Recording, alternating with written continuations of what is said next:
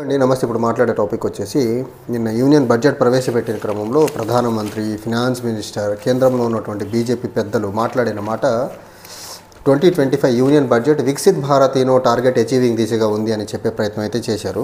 సరే, వికసిత్ భారత్గా ఇండియా 2047కి ఎమర్జ్ అవ్వాలంటే there are few areas which can be given top priority, highest number of allocations in the budget, and వాటిని priority based ఏరియాస్గా తీసుకొని వాటికి allocations జరగాల్సి ఉంటాయి. కానీ నిన్న జరిగింది చూస్తే ఒక ఎంప్లాయ్మెంట్ క్రియేషన్ అవ్వనివ్వండి, జాబ్ జనరేషన్స్ అవ్వనివ్వండి, లేకపోతే ఇన్వెస్ట్మెంట్స్ దేశానికి అట్రాక్ట్ చేసేదానికి డైరెక్షన్ అవ్వనివ్వండి, లేకపోతే India basically India more than 65% of the population rural ఏరియాస్లో ఉంది. రూరల్ ఎకానమీని మరీ ముఖ్యంగా అగ్రికల్చర్ని స్ట్రెంథెన్ చేసేదానికి ఏమన్నా మెజర్స్ గొప్పగా చూపించారంటే అది లేదు. ఎంప్లాయ్మెంట్ జనరేషన్ పరంగా గొప్పగా ఏం లేదు.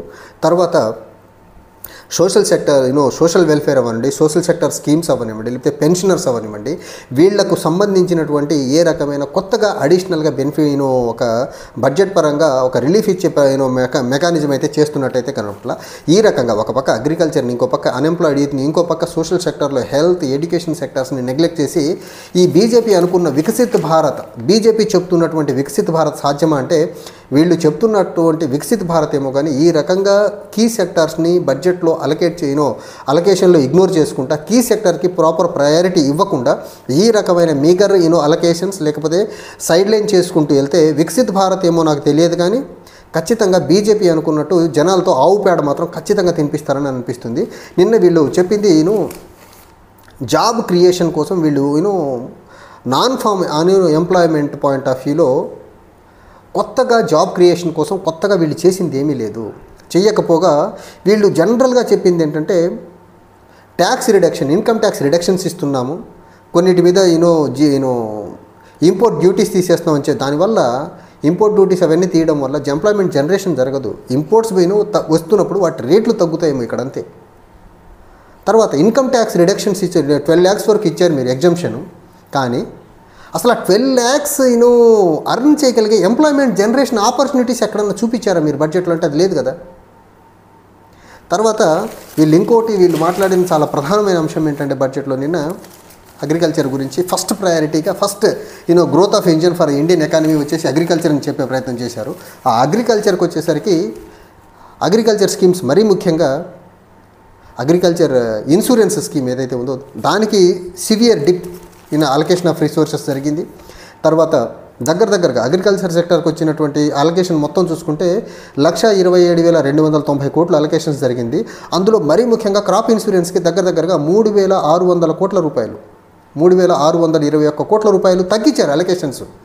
రేపేదో కలామిటీ వస్తుంది, తుఫాన్స్ వస్తాయి, సైక్లోన్స్ వస్తాయి, లేకపోతే మనకు ఏమన్నా వడగాలులు వస్తాయి, అన్సీజనల్ రెయిన్స్ వచ్చి అగ్రికల్చర్ క్రాప్స్ డ్యామేజ్ అయితే ఇన్సూరెన్స్ ఉండాలి. వాటికి ఇన్సూరెన్స్ దగ్గరగా 3,621 కోట్ల రూపాయలు అగ్రికల్చర్ క్రాప్ ఇన్సూరెన్స్ తగ్గించారు వీళ్ళు. తర్వాత ఫెర్టిలైజర్ సబ్సిడీ కంప్లీట్గా ఇగ్నోర్ చేసేసారు వీళ్ళు. తర్వాత కిసాన్ క్రెడిట్ కార్డ్ లోన్ మాత్రం ఒక 5 లక్షల లిమిట్ పెంచే ప్రయత్నం చేశారు. లోన్ పెంచారు కానీ సబ్సిడీలు తీసేశారు. ఎంఎస్పీ గురించి కనీస ప్రస్తావన ఎక్కడ బడ్జెట్లో పొందుపరచలేదంటే అగ్రికల్చర్ని మీరు టాప్ ప్రయారిటీగా ఒక టాప్ ప్రయారిటీ ఆఫ్ గ్రోత్ ఇంజన్గా పెట్టి ఎంఎస్పీ ప్రస్తావన లేకుండా సబ్సిడీలు ఎత్తిపడదూపి క్రాప్ ఇన్సూరెన్స్ స్కీమ్స్కి ఇవ్వాల్సిన ఫండ్స్ తగ్గించేసి మీరు అగ్రికల్చర్ టాప్ ప్రయారిటీ పెట్టారంటే అసలు ఎవరిని పిచ్చోళ్ళని చేద్దామని వీళ్ళు.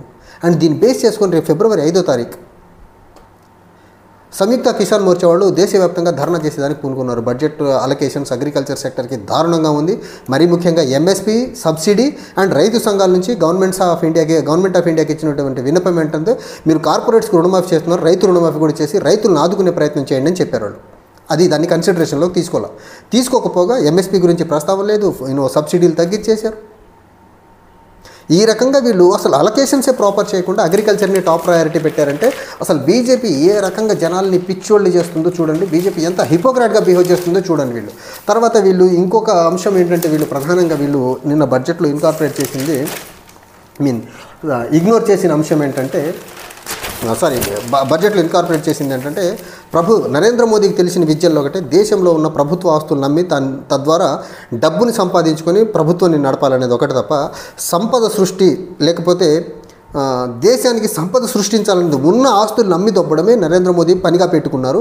నిన్న బడ్జెట్లో దగ్గరగా ఫినాన్స్ మినిస్టర్ అనౌన్స్ చేసింది ఏంటంటే దగ్గరగా 10 లక్షల కోట్ల రూపాయల యొక్క డబ్బుని ప్రభుత్వ ఆస్తుల్ని మానిటైజ్ చేసి ఆ అమ్మిన ఆస్తులతో వచ్చిన డబ్బు ద్వారా ఇన్ఫ్రాస్ట్రక్చర్ ప్రాజెక్ట్స్ని ముందుకు తీసుకెళ్లే ప్రయత్నం చేస్తున్నారంటే వీళ్ళు ఎంత దిగజారి వీళ్ళ ఈ చేతగానితనానికి వీళ్ళ దగ్గర ఎకనామిక్ స్టఫ్ లేదు, వీళ్ళకి ఎకనామిక్ థింక్ ట్యాంక్ లేదు అనే దానికి ఇంతకంటే బెస్ట్ ఎగ్జాంపుల్ ఇంకేమైనా ఉందా? దగ్గరగా 10 లక్షల కోట్ల రూపాయలు ప్రభుత్వ ఆస్తుల్ని అమ్మి వీళ్ళు ఇన్ఫ్రాస్ట్రక్చర్ ప్రాజెక్ట్ ముందుకు తీసుకెళ్లే ప్రయత్నం చేస్తున్నామని చెప్పారు. తర్వాత ఇంకా వీళ్ళు బడ్జెట్లో ఇంకో చూసుకుంటే మనము బడ్జెట్లో ఫసల్ బీమా యోజన కింద అగ్రికల్చర్ ఇన్సూరెన్స్ స్కీమ్ కింద దగ్గర వీళ్ళు తగ్గించిన డబ్బు ఎంతంటే 5,195 కోట్ల రూపాయలు తగ్గించారు అగ్రికల్చర్ ఇన్సూరెన్స్ని వీళ్ళు. అండ్ వీళ్ళు అగ్రికల్చర్కి 5,195 కోట్ల రూపాయలు తగ్గించి వీళ్ళు అగ్రికల్చర్ని చాలా టాప్ ప్రయారిటీగా ముందుకు తీసుకెళ్లే ప్రయత్నం చేస్తున్నామని చెప్పారు. తర్వాత ఇంకోటి వీళ్ళు అగ్రికల్చర్ పరంగా చూసుకుంటే అగ్రికల్చర్ గ్రోత్ని సస్టైన్డ్ మేనర్లో తీసుకెళ్ళి ఇండియాని గ్లోబల్ ఫుడ్ బ్యాంక్గా తయారు చేసే ప్రయత్నం చేస్తామని చెప్తున్నారు. మీరు గ్లోబల్ ఫుడ్ బ్యాంక్గా ఇండియన్ అగ్రికల్చర్ని ఇండియన్ తయారు చేయాలనుకుంటే అసలు ఫస్ట్ ఇండియాకి అగ్రికల్చర్ పరంగా చూసుకుంటే ఒక సెక్యూరిటీ ఉండాలి కదా. ఫార్మర్కి సెక్యూరిటీ లేదు, పండించిన పంటకు ఎంఎస్పీ ఇవ్వరు, మీరు సబ్సిడీలు ఎత్తేసారు, ఇన్సూరెన్సులు లేవు. ఇంకా అసలు వరల్డ్ ఫుడ్ బ్యాంక్గా ఇండియా ఎలా తయారవుద్ది అగ్రికల్చర్ ప్రాపర్ ప్రొటెక్షన్ లేకుండా? తర్వాత వీళ్ళు ఇంకా ఘోరంగా వికసిత్ భారత్ అంటున్నారు కదా. వికసిత్ భారత్లో సెకండ్ ప్రయారిటీ ఫ్యూచర్ జనరేషన్ అంటే పిల్లలు. ఆ పిల్లలకి ఇచ్చేటువంటి ఆ ఎడ్యుకేషన్కి ఒక ఘోరమైన బడ్జెట్ అలొకేషన్ తగ్గించేశారు. మిడ్ డే మీల్ స్కీమ్కి బడ్జెట్ అలొకేషన్ తగ్గించేశారు. సోషల్ సెక్యూరిటీకి బడ్జెట్ అలొకేషన్ తగ్గించేశారు వీళ్ళు. ఎడ్యుకేషన్ యాజ్ ఎ హోల్కి బడ్జెట్ అలొకేషన్ తగ్గించేశారు వీళ్ళు. అంటే ఎడ్యుకేషన్కి, హెల్త్కి, మిడ్ డే మీల్ స్కీమ్కి, స్కూల్ ఇన్ఫ్రాస్ట్రక్చర్ క్రియేషన్కి, వీటన్నిటికీ బడ్జెట్ అలొకేషన్ తగ్గించేసి ఇండియాని వికసిత్ భారత్గా 2047కి తయారు చేస్తామంటారు. ఒక పక్క విద్య ఉండదు, ఇంకో పక్క హెల్త్ ఉండదు, ఇంకో పక్క అగ్రికల్చర్ని నెగ్లెక్ట్ చేసేస్తారు. ఈ వర్గాలన్నింటినీ నెగ్లెక్ట్ చేసి మీరు వికసిత్ భారత్ అంటే అసలు ఎలా పాసిబుల్ అవుతుందో నాకు అర్థం కాని అంశం అసలు ఇది. తర్వాత ఇంకోటి రూరల్ ఏరియాలో ఎకానమీ పరంగా చూసుకుంటే ఇండియన్ ఇన్ఫ్లేషన్ తర్వాత రూరల్ ఏరియాస్ అలా బలంగా ఇబ్బంది పడుతూ ఉంది. దానికి కాను రూరల్ ఏరియాస్లో అప్పుడు కాంగ్రెస్ ప్రభుత్వం ఉన్నప్పుడు 2006లో తీసుకున్నటువంటి మన్రేగా స్కీమ్ ఏదైతే ఉందో, NREGA later it became MNREGA, దానికి చూసుకుంటే బడ్జెట్ అలొకేషన్ ఎంత దారుణం అంటే జనరల్గా గవర్నమెంట్ ఆఫ్ ఇండియా నుంచి ఇప్పటికే చాలా రాష్ట్రాలకి మన్రేగా ఫండ్స్ ప్రాపర్గా రాలేదు. గవర్నమెంట్ ఆఫ్ ఇండియా అప్పుల్లో ఉంది ఆ స్కీమ్ తాలూకు వేజెస్ పేమెంట్లో. ఆ వేజెస్ పేమెంట్కి డబ్బులు అలొకేట్ చెయ్యక ఇవ్వాల్సిన డబ్బులు ఇచ్చేదానికి కానీ కొత్త అలొకేషన్స్ అన్నీ కలిపి లాస్ట్ ఇయర్ ఏదైతే 86,000 కోట్ల రూపాయలు బడ్జెట్ అలొకేషన్ చేశారు, ఇప్పుడు అదే అలొకేషన్ చేశారు. ₹1 పెంచడం మన్రేగా స్కీమ్కి. యాక్చువల్గా వీళ్ళు ఎకానమీని back on to the track పెట్టాలి అనుకుంటే రూరల్ ఏరియాస్లో మనీ పంప్ చేయగలగాలి. రూరల్ ఏరియాస్లో మనీ పంప్ చేయాలంటే MNREGA is one of the best scheme.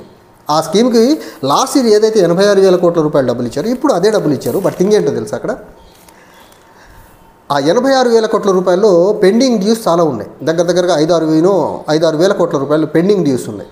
తర్వాత సెకండ్ ఉన్న ఈ 86,000 కోట్ల రూపాయలు డెఫిసిట్ బడ్జెట్ లాస్ట్ ఇయర్. ఒక పక్క డెఫిసిట్ బడ్జెట్, ఆ డెఫిసిట్ బడ్జెట్తో పాటు లాస్ట్ ఇయర్లో నుంచి పెండింగ్ ఉన్న డ్యూస్, వేజెస్ డ్యూస్. ఇంక ఈ 86,000 కోట్లలో ఒక పక్క డెఫిసిట్ ఉంచుకొని ఇంకో పక్క వేజెస్ని పెండింగ్ పెట్టుకొని అసలు ఆ స్కీమ్ ముందుకెళ్ళేదానికి ఆస్కారం ఉందా? ఛాన్సే లేదు అసలు. ఈ రకంగా వీళ్ళు కీ ఏరియాస్ని, రూరల్ ఎకానమీని, అగ్రికల్చర్ని, సోషల్ సెక్టార్ని, ఎడ్యుకేషన్ని ఈ రకంగా నెగ్లెక్ట్ చేసుకుంటూ వికసిత్ భారత్ బడ్జెట్ అని చెప్పే ప్రయత్నం చేస్తున్నారంటే నిజంగా ఇంత తెలివి ఒక బీజేపీ వాళ్ళకి తప్ప, ఒక కౌ పాలిటిక్స్ చేసే బీజేపీ వాళ్ళకి తప్ప ఇంకెవ్వరికీ ఉంటుందని నాకైతే అనిపించట్లేదు. ఈ బడ్జెట్ నేను అర్లియర్ ఒక వీడియో చెప్పాను, రాబోయే సంవత్సరం కూడా భారతీయులకి గడ్డు కాలమే. దేశ ఆర్థిక వ్యవస్థ ఏదో ఇంప్రూవ్ అవుతుంది, ఇన్ఫ్లేషన్ తగ్గుతుంది, ఎంప్లాయ్మెంట్ జనరేషన్ ఏమన్నా పెరుగుద్దేమన్న ఆశల్లో బడ్జెట్ కోసం వెయిట్ చేస్తారేమో. చెయ్యొద్దు, రాబోయే కాలం కూడా గడ్డు కాలమని ఎకనామిక్ సర్వే రిలీజ్ చేసినప్పుడు చెప్పాను. ఈ బడ్జెట్ ప్రవేశపెట్టిన తర్వాత ఈ బడ్జెట్ అలొకేషన్స్ మరీ ముఖ్యంగా కీ ఏరియాస్ అండ్ రూరల్ ఏరియాస్కి సంబంధించిన ఏరియాస్ అలొకేషన్స్ చూసిన తర్వాత ఖచ్చితంగా రాబోయే సంవత్సరం ఈ సంవత్సరం కంటే దరిద్రమైన ఎకనామిక్ గ్రోతే ఉంటుంది. అది 6.3 నుంచి 6.8 అంటున్నారు. డెఫినెట్గా it is going to be less than 6% growth మాత్రం 100% ఉండేదానికి ఆస్కారం ఉంది. ఎందుకంటే కీ ఏరియాస్ అలొకేషన్ లేకుండా ఎకానమీ స్పీడీ మేనర్లో డెవలప్ అయ్యేదానికని రికవర్ అయ్యేదానికి ఆస్కారం అయితే కనుచూపు మేరలో కనపడట్లా. Thank you.